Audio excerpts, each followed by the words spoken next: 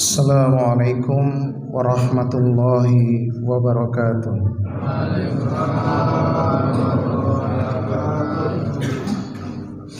Alhamdulillahirabbil alamin.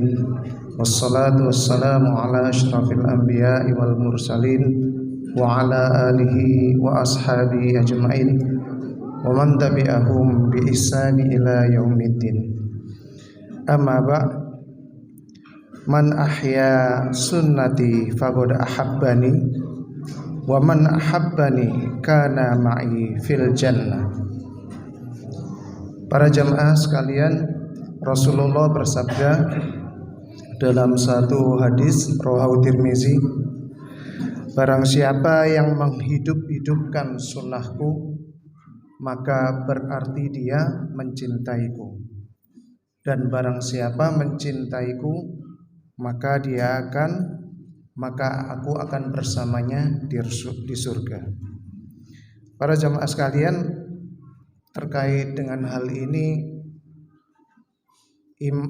Imam Ibnu Hajar Al-Asqalani dalam kitabnya yaitu Fathul Bari, beliau mencantumkan suatu kisah dengan sanad yang baik, yaitu kisah tentang Imam Abu Dawud.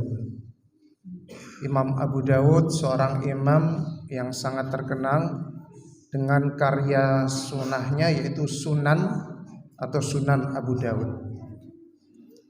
Suatu ketika Imam Abu Dawud ini berada di atas kapal penyeberangan di atas Sungai Daljah atau sekarang disebut Sungai Tigris.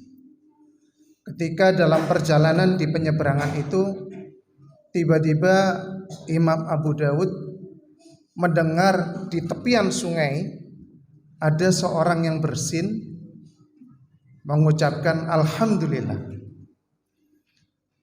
Lalu Imam Abu Dawud kemudian mengeluarkan 1 dirham, meminta kepada si nahkoda perahu tersebut untuk sebentar menyingkir ke tepian sungai. Begitu kapal ditepikan, Imam Abu Dawud kemudian mendekati orang itu. Kemudian beliau mengucapkan doa yarhamukallah, doa menyauti orang yang bersin, semoga Allah merahmatimu.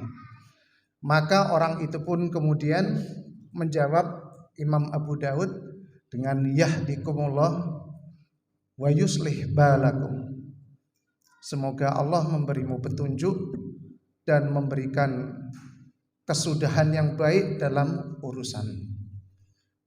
Lalu setelah saling mendoakan itu, Imam Abu Dawud kemudian melanjutkan perjalanan kapal tersebut, kapal penyeberangan. Para penumpang lain yang ada di kapal tersebut itu bertanya-tanya, heran, kenapa kok Imam Abu Dawud rela mengeluarkan 1 dirham? Kok mau repot-repot mengeluarkan 1 dirham untuk membayar nahkoda kapal untuk meminggirkan kapal ke tepian sebentar, sekedar hanya menjawab seseorang yang bersin. Maka Abu Dawud kemudian menjawab, semoga doanya adalah doa yang mustajab. Kata Abu Dawud cuma gitu. Jadi Imam Abu Dawud hanya sekedar pengen dapat doa dari orang tersebut dengan menyauti doa bersinnya tadi.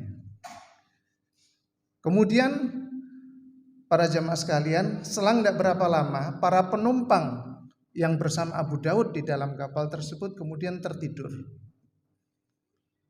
Di dalam tidurnya, para penumpang ini kemudian dalam mimpinya mendengar seorang yang berseru, mendengar ada seruan. Seruan itu berkata, wahai para penumpang kapal, sesungguhnya Abu Dawud telah membeli surga dengan 1 dirham. Itu adalah suatu cuplikan kisah tentang Abu Dawud yang disampaikan oleh Ibnu Hajar dalam kitabnya Fathul Bari. Apa yang bisa kita petik dari kisah yang singkat ini, para jemaah sekalian? Yang pertama, jangan kita meremehkan sunnah-sunnah yang sudah diajarkan oleh Rasulullah. Banyak sekali sunnah-sunnahnya, termasuk tadi menyauti atau menjawab orang yang bersin. Alhamdulillah, kita jawab yarhamukallah. Itu pun tidak diremehkan oleh Imam Abu Daud, sampai-sampai membayar 1 dirham kepada nahkoda kapal untuk sekedar menjawab doa orang tersebut. Jangan remehkan sunnah-sunnah, karena kita tidak tahu sunnah yang mana yang kita lakukan ini, yang kemudian Allah kemudian bisa mengangkat derajat kita lebih tinggi. Dengan amalan sunnah yang mana Allah akan menutup kekurangan dari amalan-amalan ibadah wajib kita. Dengan sunnah yang mana Allah tahu-tahu nanti kelak memberatkan mizan kebaikan kita di akhirat nanti. Kita tidak akan tahu. Karena itu jangan coba remehkan sunnah. Laksanakan sunnah apa yang bisa kita lakukan dari hal-hal yang kecil. Salah satu contoh yang sering kita remehkan, ayo perhatikan dalam masjid ini. Sunnah untuk menghabiskan minuman yang kita ambil sendiri dari minuman yang disediakan oleh masjid. Dianjurkan supaya kita ini tidak menyia-nyiakan apa yang kita ambil minum. Tapi nyatanya para jamaah sekalian, masih banyak kita jumpai di lantai-lantai, di jendela-jendela, di meja sana, banyak sekali minuman yang sekedar dicoblos kemudian diminum seteguk, tidak dihabiskan sisanya. Banyak sekali terjadi seperti itu. Banyak lagi sunnah yang kita remehkan. Ada anjuran ketika muadzin melantunkan azan. Bukankah sunnahnya kita tahu bahwa kita menjawab azan tersebut? Tapi kenyataannya kita remehkan. Seringkali setiap hari kita mendengar azan, muadzin mengumandangkan azan, kita masih asik berbicara dengan teman sendiri. Bukannya menjawab azan. Padahal sunnah itu sunnah yang dituntunkan oleh Rasulullah. Kenapa kok sampai kita abaikan ini? Bukankah kita tahu bahwa antara azan dan iqamah adalah tempat yang makbul, waktu yang makbul untuk berdoa, tapi sering kali kita remehkan. Sehingga ketika muadzin selesai melantunkan azan dan kemudian waktu berjalan, belum sambil menunggu waktu iqamah, berapa banyak kita isi waktu tersebut dengan hanya berbicara hal-hal yang sebetulnya tidak penting, tidak memberatkan timbangan akhirat kita. Ini seringkali kita remehkan juga. Dan berapa banyak, bukankah kita juga mengenal ada satu sunnah, apabila kita mau menghampiri tempat tidur, apabila kita mau tidur, Rasulullah sudah menuntunkan hendaknya kalian berwudu. Saya tidak tahu, tapi berharap banyak. Mudah-mudahan para jamaah di sini sekalian melaksanakan sunnah tersebut sebelum menghampiri tempat tidur untuk beristirahat. Sudahkah kita ini termasuk orang-orang yang berwudu untuk tidur? Begitu penting wudu ini. Sampai-sampai Rasulullah sendiri pada saat Isra Mi'raj sudah mendengar suara terompahnya Bilal. Karena apa? Karena Bilal menjaga sunnah untuk berwudu terus. Apabila wudunya putus, batal dia wudu lagi. Dan kemudian dalam setiap wudu dia melanjutkan dengan sholat sunnah wudu. Dijaga oleh beliau. Sunnahnya cuma itu aja. Tapi terompahnya sudah didengar sama Rasulullah. Terompahnya di surga itu. Nah para jamaah sekalian, sempatlah saya baca kemudian kemarin ada berita seorang anak gadis di Palestina yang kebetulan waktu itu ada di rumah sakit Asy-Syifa. Anak ini difoto terlihat sedang senyum memegang pintu musola. Anaknya sekitar berusia 8 atau 9 tahun. Di situ ada ceritanya bahwa ternyata anak ini ketika terlihat sedang di dekat pintu musola rumah sakit Asy-Syifa, ada wartawan yang kemudian mendekati. Kemudian ditanya si gadis ini. Itu beberapa saat sebelum rumah sakit Asy-Syifa dikepung, diserbu oleh Zionis Israel. Wartawan itu sempat nanya ke si gadis, kenapa kamu ada di pintu musola, katanya gitu. Maka si gadis ini, si Maryam ini menjawab, sesungguhnya apabila nanti saya dibunuh atau syahid, maka saya sudah dalam keadaan berwudu. Cuman itu aja yang ada dalam pikiran anak umur 8 tahun, 9 tahun.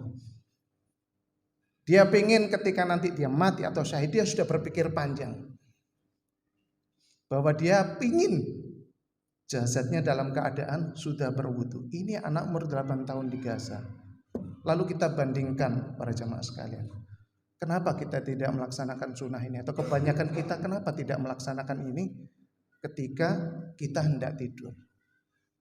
Itu adalah beberapa contoh-contoh sunnah-sunnah yang sering kali atau kebanyakan kita remehkan. Dan kemudian ibrah yang kedua dari kisah ini adalah yang ingin kami sampaikan. Jangan sampai kita menjadi penggembira suatu amalan. Jangan sampai kita menjadi penggembira. Alhamdulillah kalau malam pertama, malam kedua ini kita ngelihat masjid kita ini penuh. Karena kita begitu ingin meraih ganjaran pahala sholat berjamaah Isya sekaligus dilanjut dengan sunnah qiyam Ramadannya. Mudah-mudahan Allah mengejar kita dengan ganjaran yang besar, karena pada bulan seperti ini amalan sunnah dilipat gandakan ganjarannya sehingga sama dengan amalan ibadah wajib. Tapi para jamaah, mari kita lihat seperti tadi kami bilang, jangan menjadi penggembira. Kita lihat apakah kita bisa istiqomah seperti ini, atau kita hanya sekedar penggembira Ramadan yang hanya bertahan 1-5 hari. Kemudian hari-hari berikutnya sampai hari ke-30 kita sudah menghilang entah kemana.